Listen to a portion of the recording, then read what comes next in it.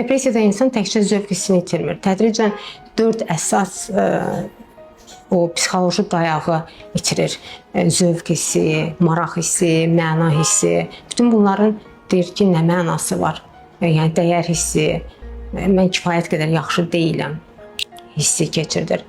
Bu 4 hiss bir-birini əslində qidalandırır. Sanki bir-birinə həm də asılıdır.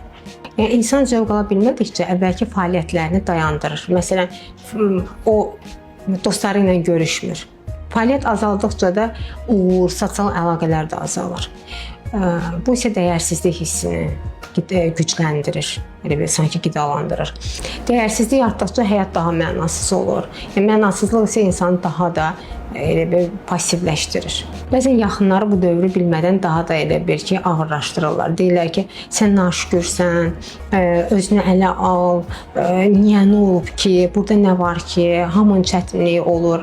Amma başa düşmürlər ki, serotoninin miqdarı azalıb, hormonal dəyişiklik var, beynin kimyası dəyişib. Yəni bu əksinə depressiyanın o fazaları var, daha da ağırlaşmaya gətirib çıxarda bilər və insanlar bu dövrü ötürə bilərlər.